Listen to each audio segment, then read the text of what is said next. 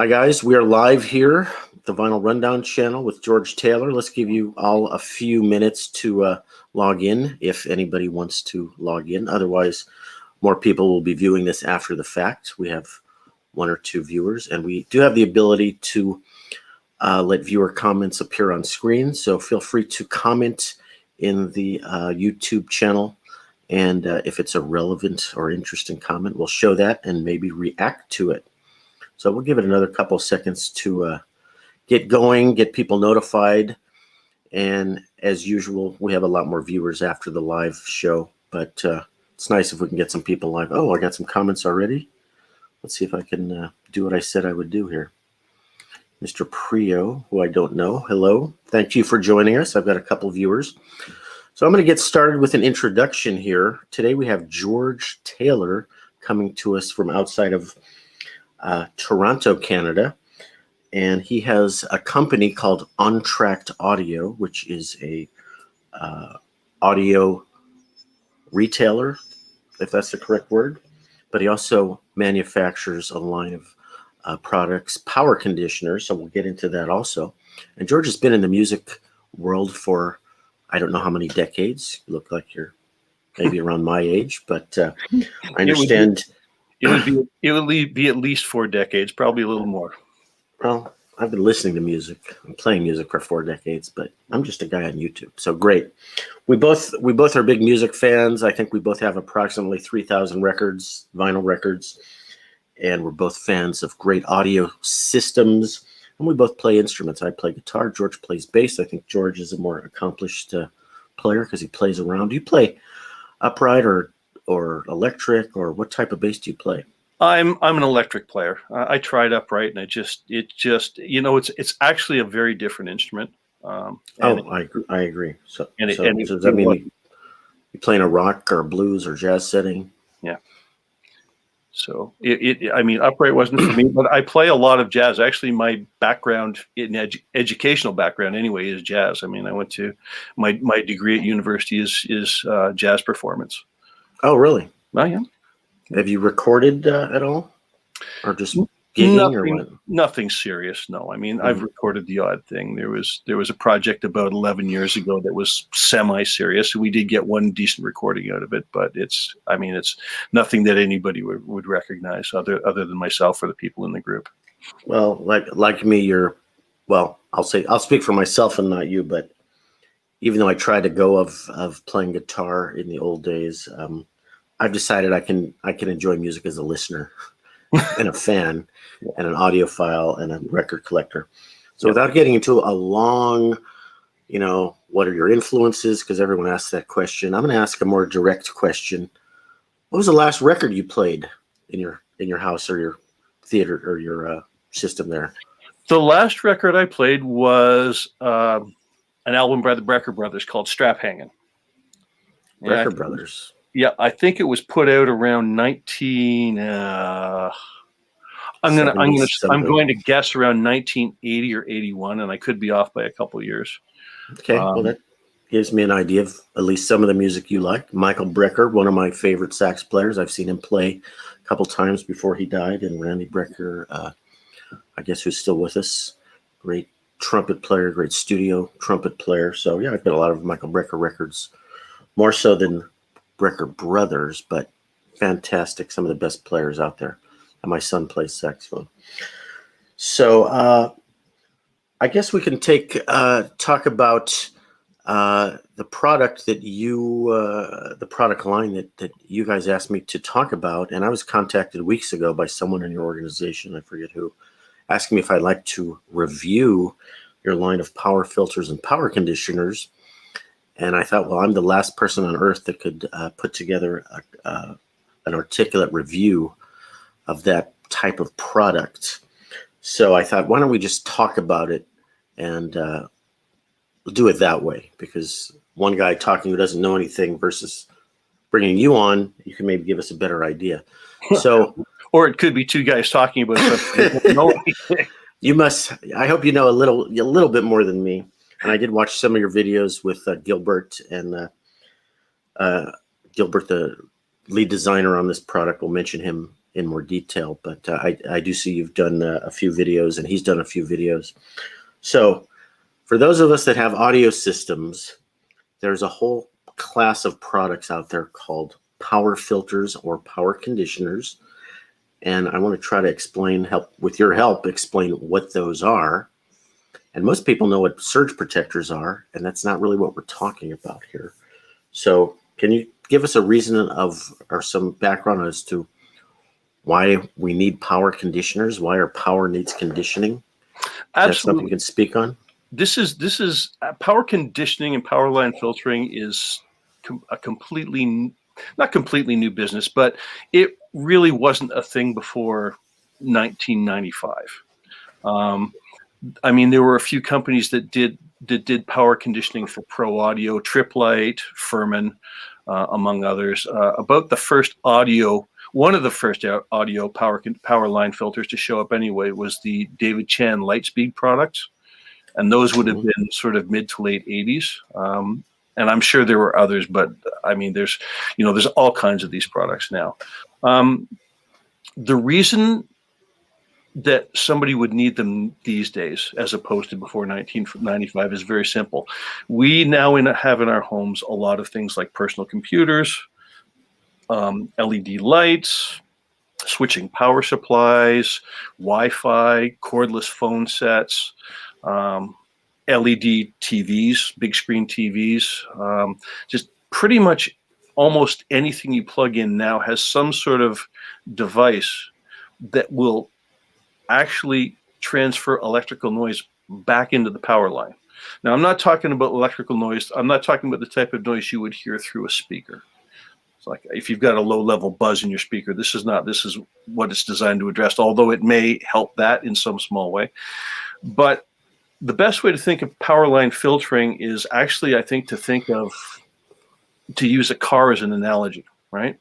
If you consider your electricity to be kind of like the fuel that runs your audio system, and you consider that gasoline is the fuel to run a car, in every motor there is a fuel filter, and fuel filter takes in residue, moisture, sediment, types of things that will ruin an engine. Now, contamination in your electrical line will not ruin an audio system, but we found that once you put sort of get a good filtering network in place in front of your audio gear, it helps your system perform better. It gives it clean, sediment-free power that makes it operate in a more efficient and a more musically pleasing fashion. And the car fuel line with the fuel filters is a good analogy. But a fuel line filter is a little $5, thingy. That's correct. Set it and forget it, and you change it every 10,000, 20,000 miles. Yeah. But just to offer a different analogy, I did see your video about the fuel filter thing, but before I saw that, I was thinking of the human body and our blood, and electricity is the lifeline of your system, just like your blood is. And there are so many ways that your blood can be contaminated. Could be full of alcohol or other toxins or drugs or disease or virus.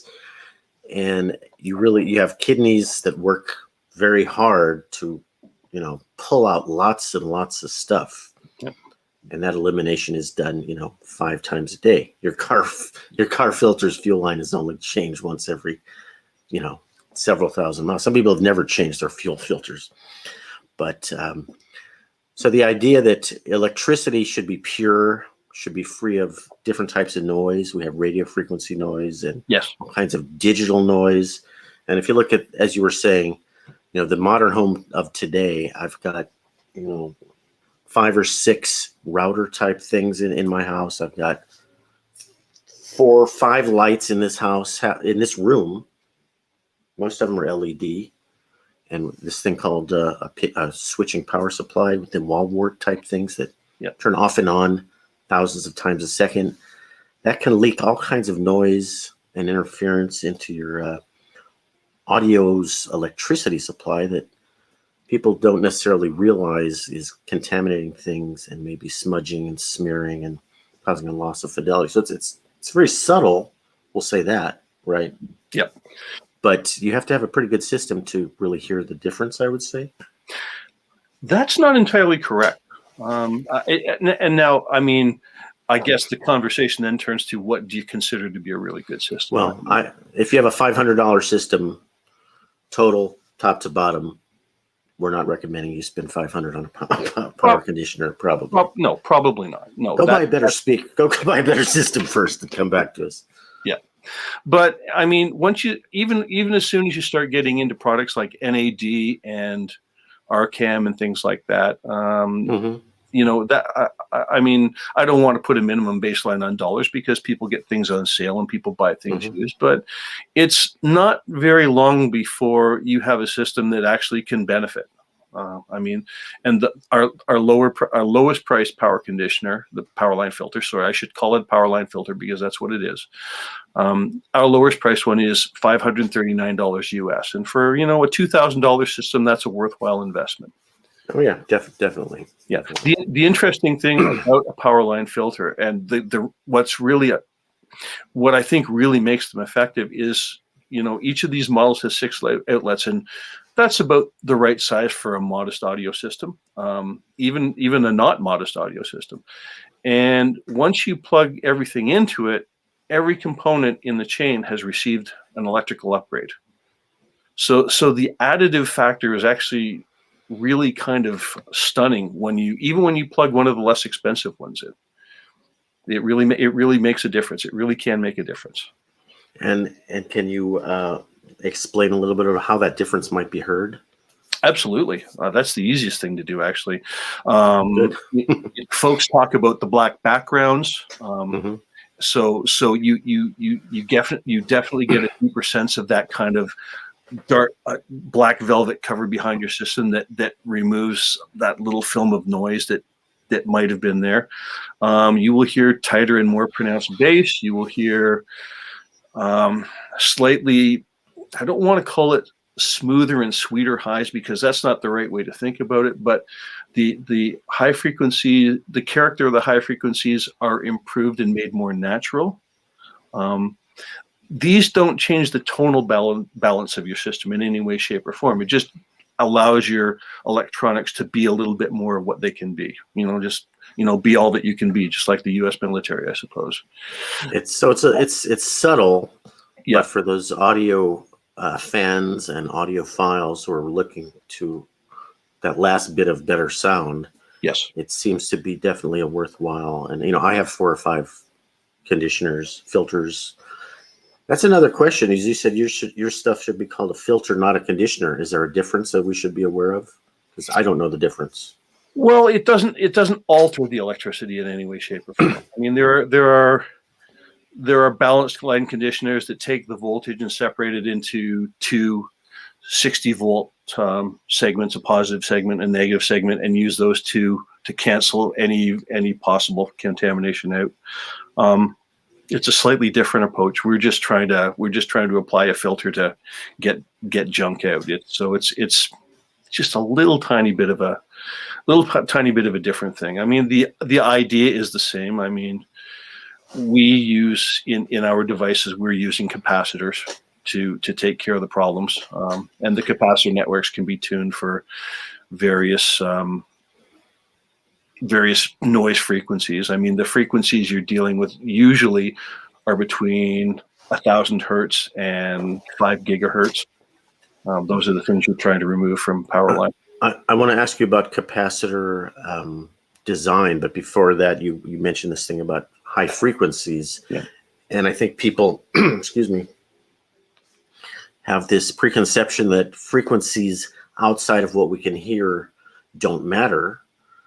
And I would answer that. You may have a better answer, but frequencies are always interacting with each other, and any 2 frequencies will throw off a third frequency that's either a sum or a difference of those 2 frequencies.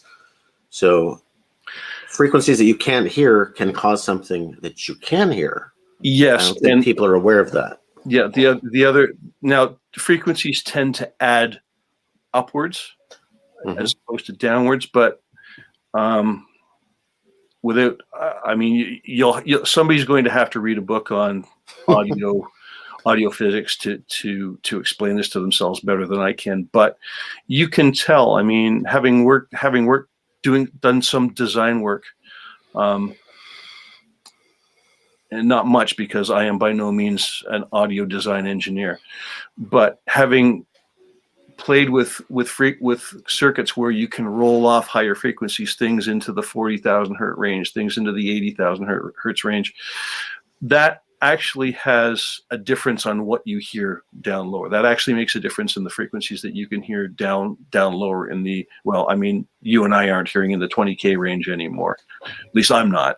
But I'm definitely not. It still gets down into the 16, 10, 12 kilohertz range, and rolling things off way up trickles down, and you can still hear it.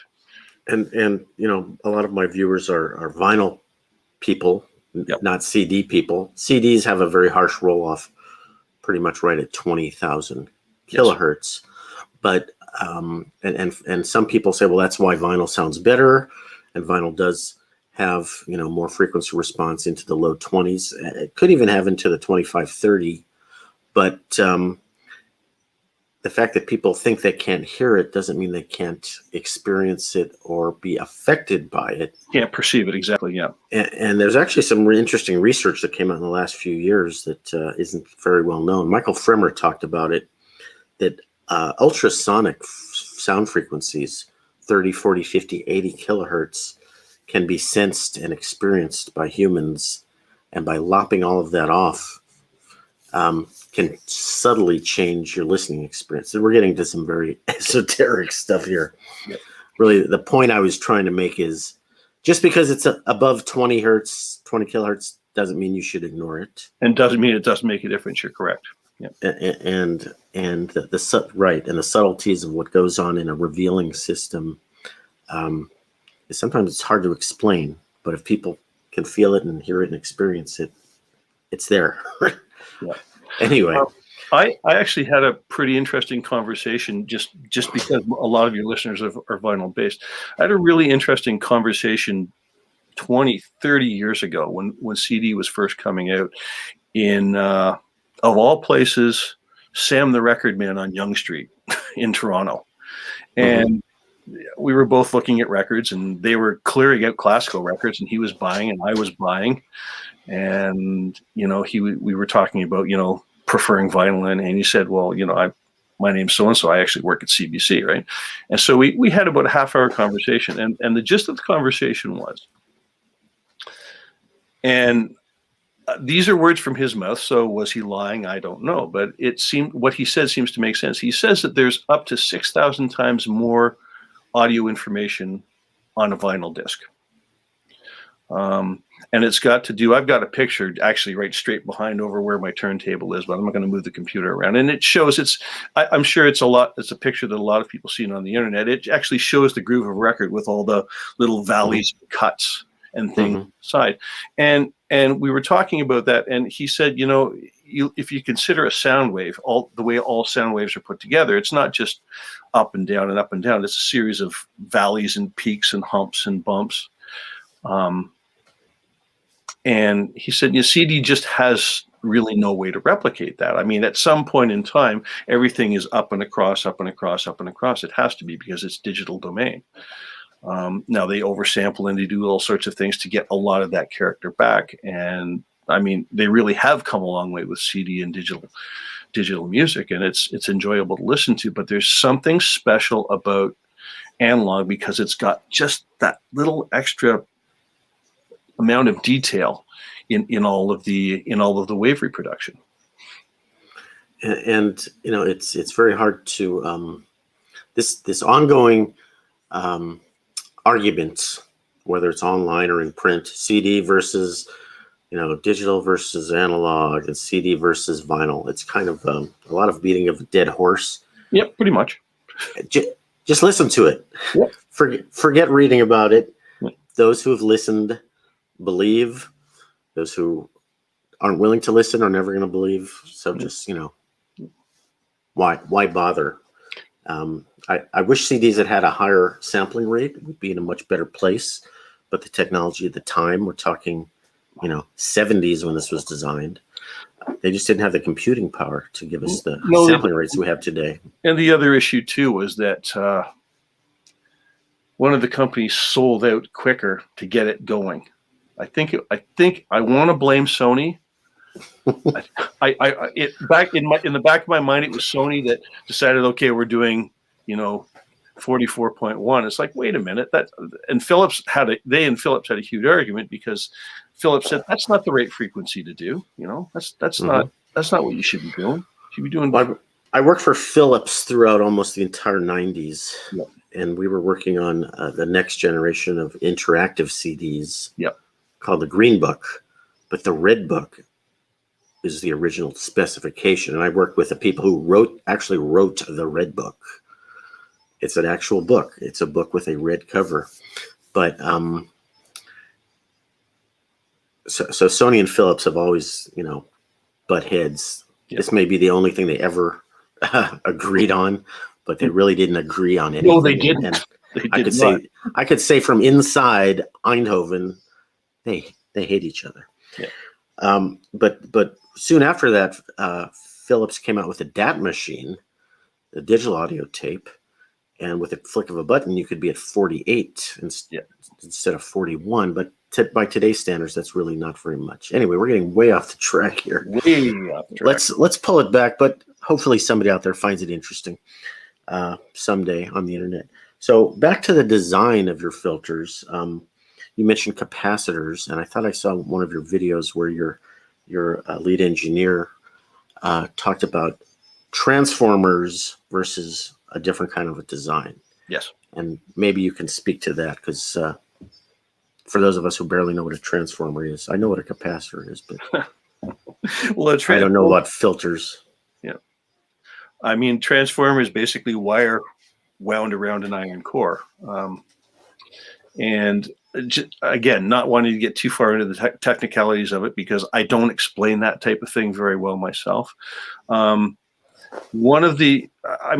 first and foremost, when Gilbert and I decided to collaborate on building these, the idea was to keep them cost effective.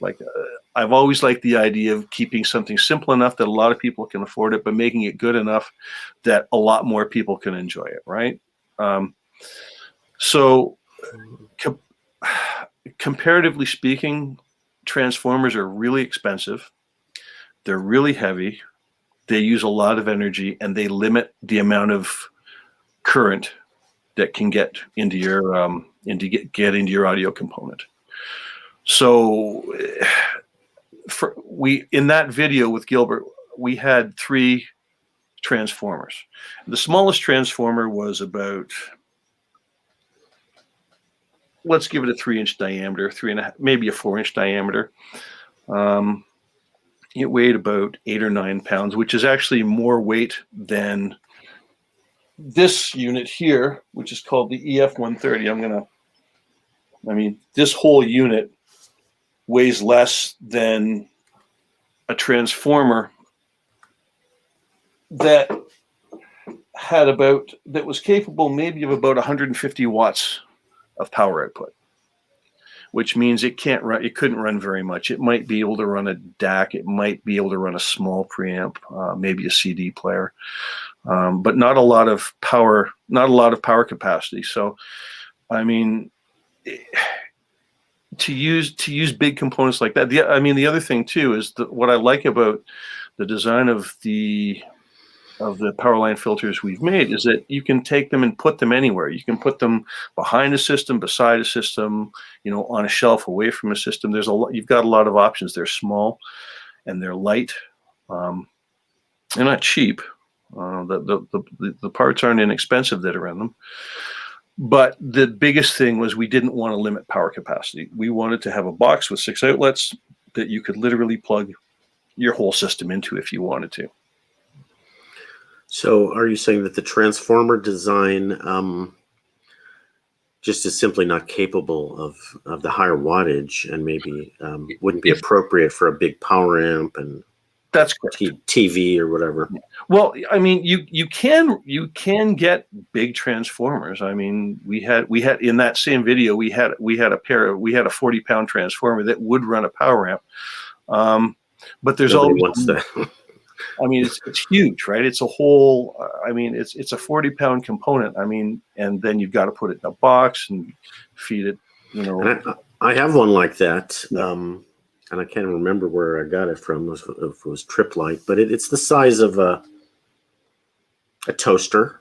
Yeah, you know, and it's too ugly to put on my shelf, so it's in the corner. Yep. It buzzes, makes an annoying buzzing sound. Transformers do buzz sometimes. Yep. And so maybe this other capacitor design is going to be more appropriate for some people, especially if it's small, lightweight, it's less expensive. Yep. Unobtrusive was the word that we throw around a lot. We just wanted it to be, if people wanted it out of the way, we wanted people to be able to put it out of the way. And so less cost, less weight, no heat, by the way. That's the other thing about transformers. They give up, I mean, they're rated for a certain wattage, but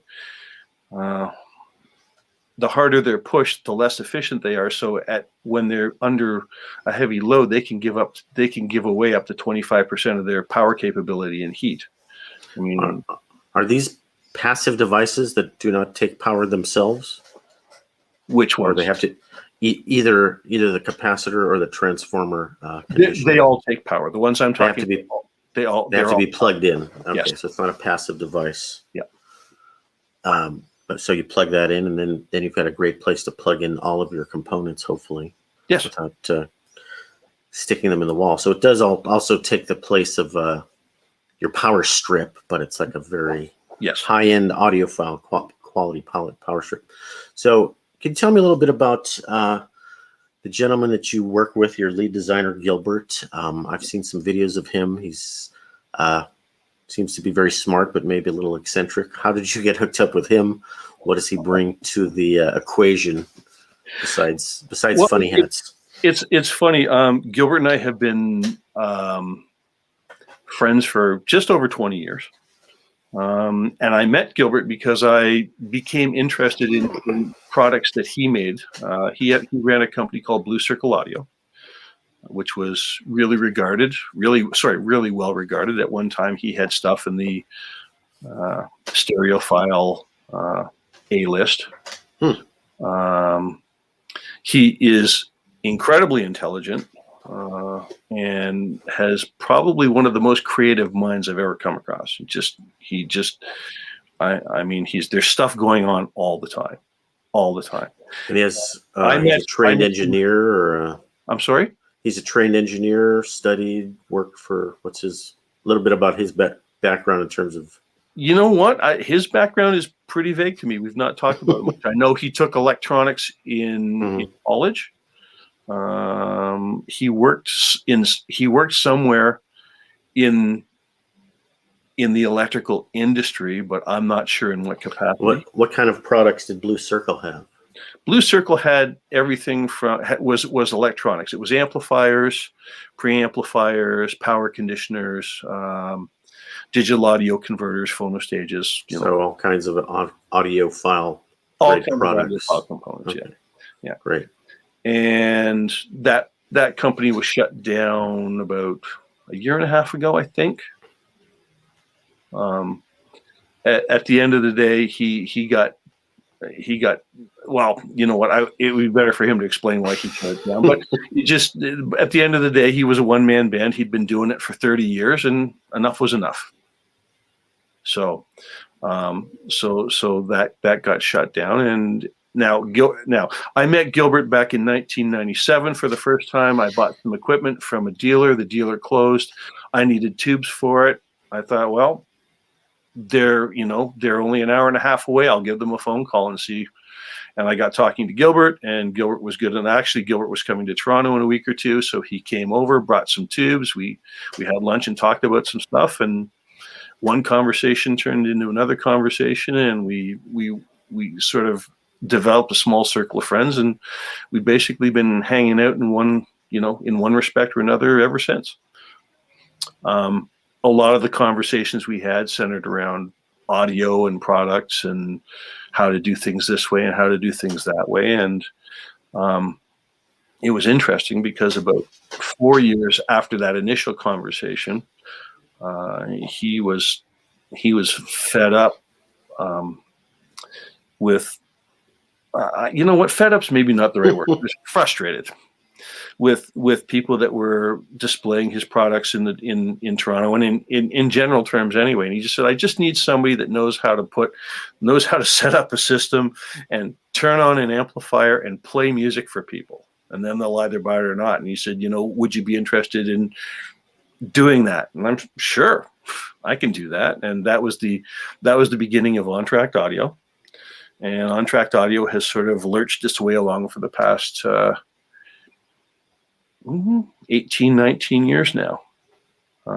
You know, always so he's been part of Entracte Audio from the very beginning. Well, he's been Entracte Audio was always a dealership, right? So I would say more that it was more like me being a sales representative for Blue Circle. But we've been talking about stuff. I mean, just about every single product he made between 1998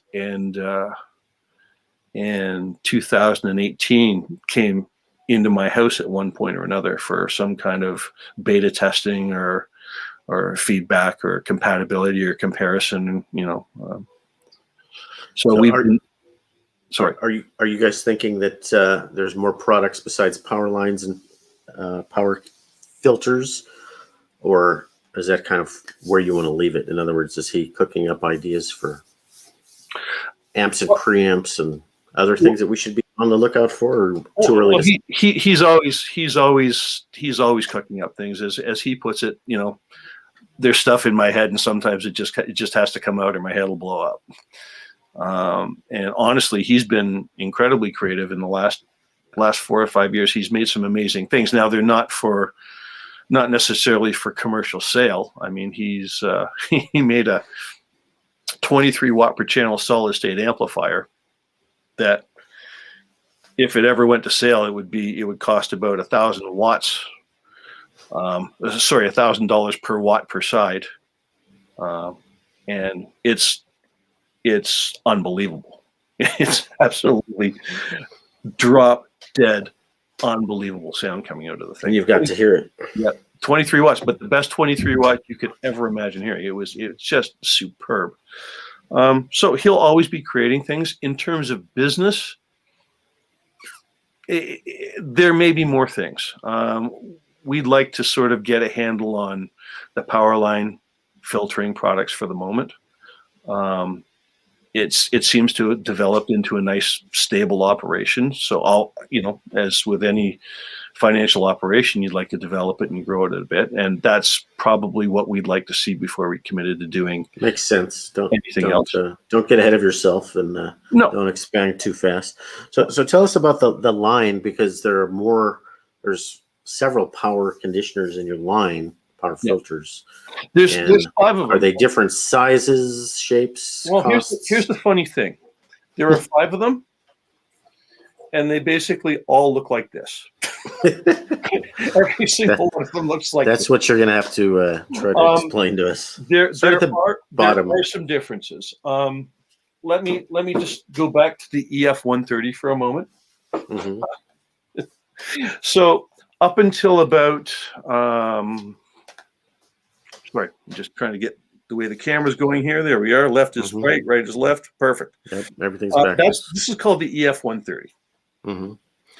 Up until about a month and a half ago, this was the top dog in the line, and in certain ways, it still is. This has got the most components in it. It's got 6 outlets. It was our most expensive model, and now you're going to ask me to give you prices in US dollars, and I can't remember. I can give you prices in Canadian dollars. This is $12.99 Canadian. Mm-hmm. I think that puts it at around $9.99 US, but I'm not 100% sure. A bit less, right? And that was that that's 6 outlets, did you say? That's got 6 outlets. Now, Okay. the first 3 models, the EF110, the EF120, and the EF130, were designed for just general, everyday, everybody sort of, everybody can use it. The difference is in the amount of capacitance inside.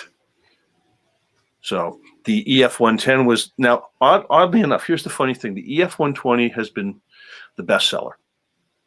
And it's really good. I can understand why it is. It's a really good power line filter. But the EF110 is equivalent to an older model of Gilbert's. Well, we thought it was going to be. The idea was we were going to make this thing called the EF110, and that was going to be our starting point. And it was going to basically mimic the performance of a product that he made called the PLC FX2 XOE thingy, which was a power line filter inside a black pipe and filled with silicone. I saw that. Yeah. That one's not part of your line. No, that's not part of my line. I'll explain about that in a second.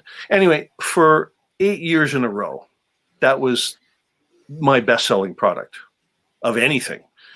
Speakers, amplifiers, everything. That was the thing that if you were going to buy something, that was at least half the time somebody was buying one of those. It was incredible. And so when we decided to revamp the line after we talked about me doing my own sort of thing, we decided 2 things. Number one, we wanted it in a metal box, because the silicone is just, it's not everybody was keen on the silicone. It was a strange looking device. It was a strange looking. I'll give you that. Right. It was, it looked like maybe this isn't the right word to say on YouTube, but it looked like a bit of a homemade explosive type of thing. Yeah, that's fair. Yeah. So it not everybody, but lots of people liked it. So we thought, okay, for about the same price, we can put 6 outlets in a box. We're going to try and get about 85 to 90% of the performance. We're going to use a new configuration. We're going to use a new design, new network configuration, and we're going to sell it at about the same price in the metal box. And that way it will reject EMI and RFI a little bit better. So maybe that'll make things that, well, what we wound up with was something that actually worked better. We actually wound up with a better product. And I thought, great, I'm going to get a bunch of those made because, this will take up. Well, that's not quite the way it's worked out. People saw boxes and they've decided that they want the expensive one. It's bizarre, but I'm certainly not complaining.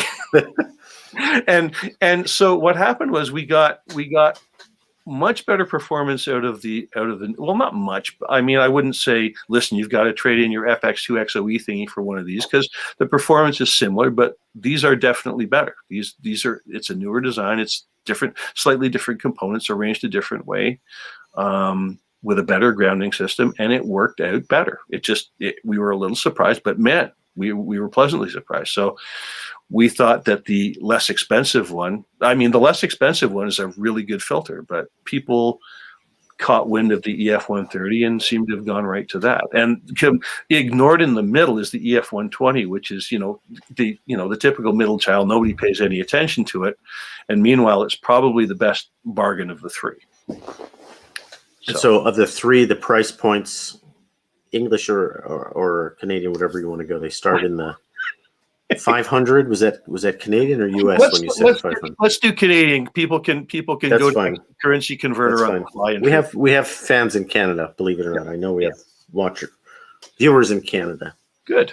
So at the bottom, the EF1 entry level. The EF110 is $649 Canadian. Mm-hmm. The EF120 is $979 Canadian. Mm-hmm. And the EF130 is $12.99 Canadian. And they'll have the same number of power outlets. They all have Right. 6 outlets. They all come in the same size box. It's just a matter of how much filtering power is Yeah. going on inside capacitors and so forth. And to use Gilbert's analogy, he likes to talk about vacuum cleaners and carpets. He says if you get a good vacuum cleaner and go over your carpet once carefully, that's the EF110. If you go over it twice, that's the EF120. If you go over it 3 times, that's the EF130. Mm-hmm. Yeah, that's how he explains it. I'm trying to do the conversion online, and it's too complicated. Yep. I just don't want to. I don't want to interrupt us here. I could figure it out, but yeah. We can put that information in the show links below. I've got your website. Yeah. Well, and the other thing for U.S. customers, there is a U.S. dealer. It's TLP Audio in Chicago. This is your website, which I had preloaded up. TLP Audio, I'm not familiar with. Yeah, he's just outside of Chicago. So really, American U.S. people should be going to him, not you. Yes. To respect your distribution. So I'll take that off screen, but I'll put that in the show notes also. Yeah. And there's no harm in them coming to me. I'll just refer them right to him, and a lot of the information is on my website too. So, do you have other distribution outside of U.S., Canada, North America? Not yet. Because now with power supply, you have to go with different power, systems. That's an issue actually, but the bigger issue is not so much the power systems. The way we've got these set up, they can be there actually are, believe it or not, some units in Mexico, France, Malaysia, Hong Kong. We've got them. The bigger issue is not the voltage, the line voltage, which can be converted fairly simply. The bigger issue is the outlets, because we designed these chassis for these chassis for North American outlets. And once you start putting in things like Schuko plugs, Schukos are physically a lot bigger, so it takes a little bit of work. There's Europeans and English, the big giant. Oh, they're humongous. Yeah, and the English connectors are actually really good. But if we ever go to England, we're going to have to actually make not a different product, but it's going to have to be a different chassis. Wouldn't fit in your chassis. No, it's going to have to be bigger. We're going to well, let's conquer one continent at a time. Worry about that later. Yeah. All right. I don't know if there's much more to say about power conditioners and power filters, unless you had any parting words, or if you want to show us any special records, because my fans are first and foremost vinyl collectors. I see. What do I see behind you, Brubeck? Well, we got a few. I put out a few of my favorites. I don't tend to just forewarning, in case I don't want to spoil the show, but I don't tend to collect audiophile recordings. I tend to just get music I like. But these particular 4, this is one of my favorites. It's a Canadian band, up right to left, left to right, called Use It. Never heard of them. Yeah, and it's their first album. I'm writing that down. And it's called Live at Bracknell. And what kind of group are they? It's a 4-piece jazz fusion group.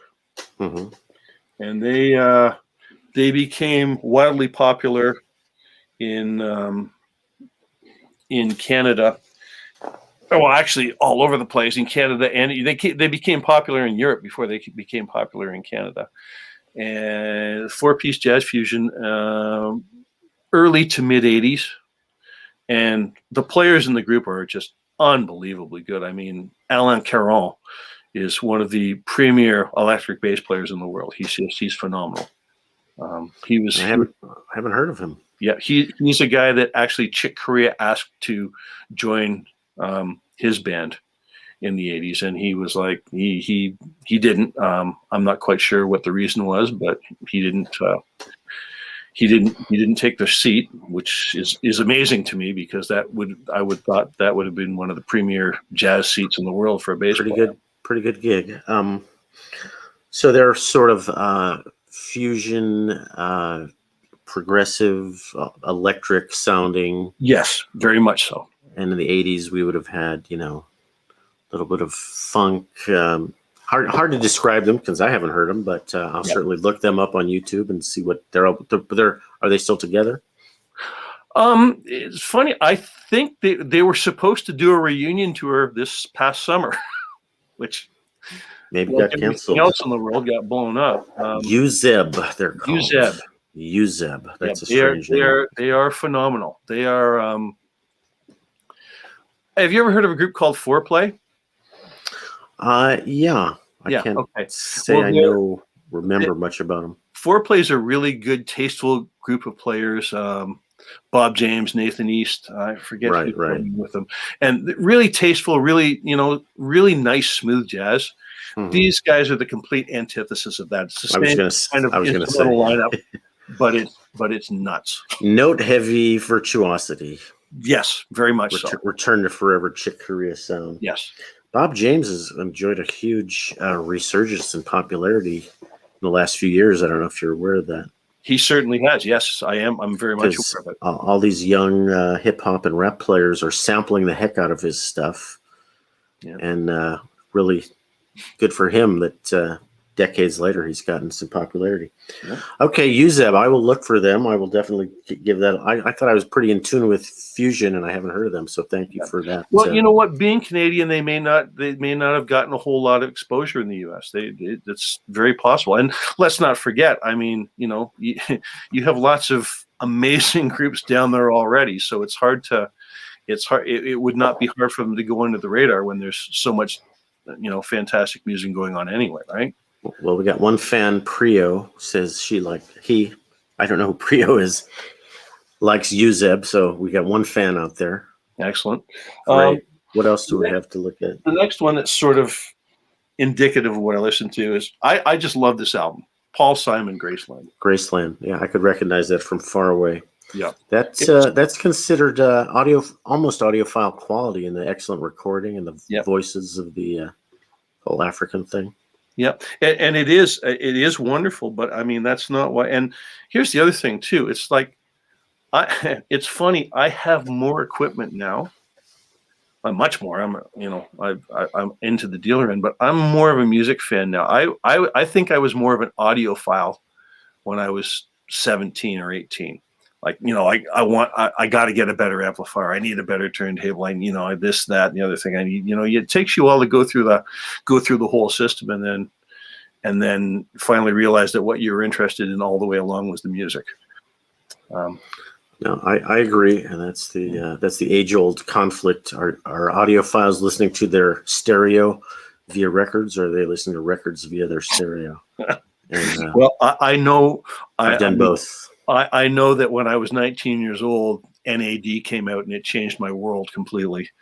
I was heavily into Pioneer stuff before then, and then Sony, and then NAD came out, and I had to have that. And a few years later, I found some name, and I had to have that. And when I was that age, I was listening to whatever I could afford, which is probably my Toshiba receiver that I've had for 30 years. Yeah. Plus 4 or 5 other better systems. All right. Graceland with Paul Simon. That's a great sounding record. And here comes another classic.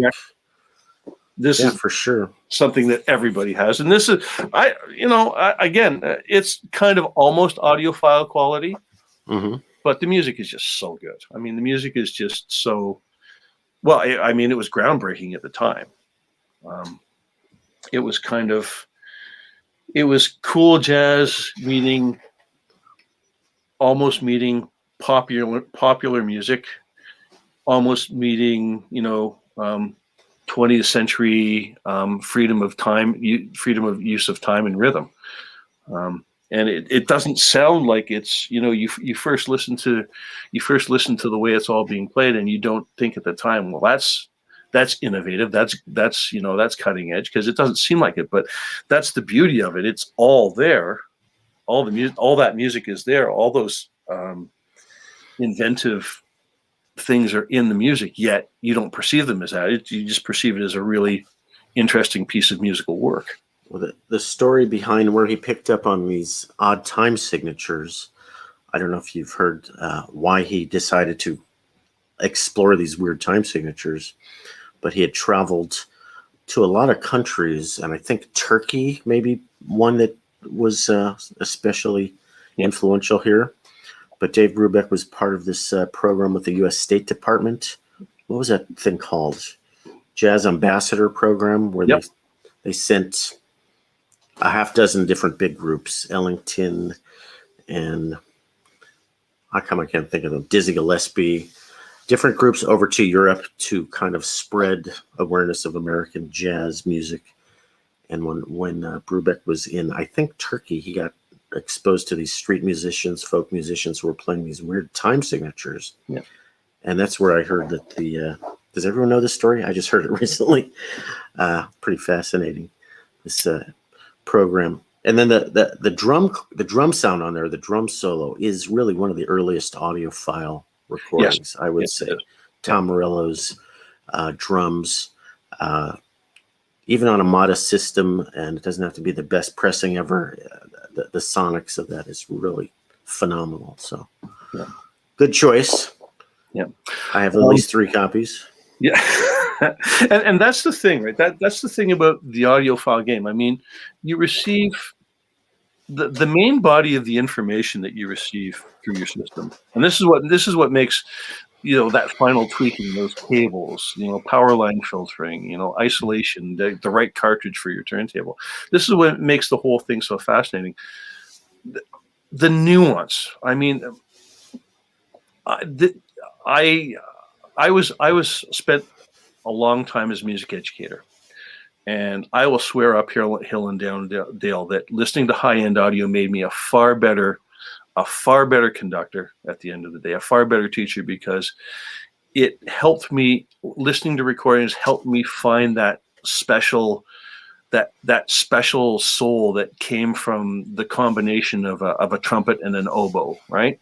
And the problem is you don't, if you don't kind of, I hate to use the word max out, if you don't max out your system a little bit, you're not going to perceive those little things, those little wee tiny things that communicate the music so well, that make you hear vocals better, that make you hear tuning better, that make you hear attacks and accents and those sorts of things better. They're just, I mean, all the musical information is there on a lower end system, but that final bit of nuance that makes music so special, you know, unfortunately, you really have to go the extra mile to get it. I would agree, and the odd thing is a lot of musicians do not have good stereos at all, and they're not set up right. No.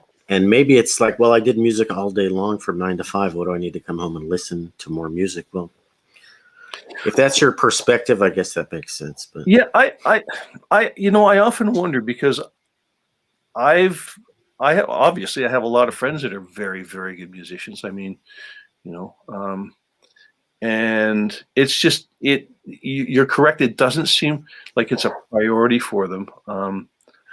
But I'm not 100% sure what the reason is. I mean, some of them just get so much live music, I think, that they don't need music to sound live when they come. Yeah, that's kind of what, yeah. You know, it's not even close. It's like I was in the middle of the symphony orchestra. What do I need? Something coming out of a box? It's not even close. Well, for us, it's as close as we're going to get. That's right. And I've been in the middle of a jazz big band with those horns, and you know, there's nothing to compare to that. All right, anything else to show us, George? Absolutely. Let's see if I recognize Untitled Firebird. Yep. With Stravinsky, I think. Yep. I can barely read it, but I know that piece is Stravinsky. Amazing, just amazing music, and amazing music conducted amazingly by, you know, by a genius. You know, a guy that really understood Stravinsky and really brought the best out of his orchestra. I'm not sure that is an audiophile worthy pressing, but well, that's Mercury. Is that Mercury Living Presence? Let me see. Yes, it was. It is Mercury Living Presence. And they're highly regarded by audiophiles. I bet if that's an original, it might be worth a few bucks. I think I just picked up one of those. Let me just check over here. What did I do with? I just picked up a Mercury Living Presence the other day. And I got so many records here, I won't be able to find it. Can't find it without running around. Oh, there it is. Don't move. Didn't mean to steal your thunder. You can keep telling us about that one. Okay, I was just admiring your guitar collection in the background. Some of them are nice. Some of them aren't so nice. Mercury Living Presence. I have one in my hand here, which I'll show you when we're done talking about yours. So I found it. But Dorati, so that was probably a recording made in, what, the 50s or 60s? Do you happen to know? Well, I found a Mercury Living Presence also with Dorati at the thrift store for $2 a week ago. I've shown this on my channel already. Ooh. Janos Starker doing, not Bach, he always does Bach, doing Dvorak Nice. Cello Concerto. And I saw this for, again, I picked that up for $3. I see it on eBay today for $300. Starker, Janos Starker on cello is really, people are nuts about him for some, I mean, he's great, but I don't think I would sell this anytime soon. So a little classical, a little jazz, a little rock. I'm kind of in the same boat. I mix it up, all styles, and a lot of audiophiles do. George, I don't know if there's much more to say here, unless was that the last of the records you wanted to show? Yeah, really. We're gonna wrap it up. That's just. I think we can wrap it up. That's just kind of a representation of the things I sort of listen to and gravitate to. But I mean, I don't listen to hardcore. There's very few musical limitations I have. I don't listen to hardcore rap. I don't listen to the screaming opera stuff.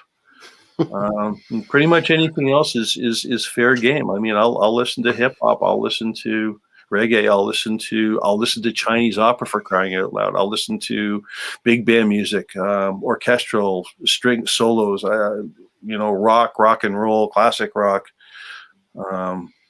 Not metal. I'm not. We're in the same boat pretty much. I came up on the classic rock, guitar rock, and and Hendrix and Stones and all that stuff, and then I got into jazz. And we have 3 record collectors in my house. My wife, my son. We all have our own sets of records. My wife and I met at a record store.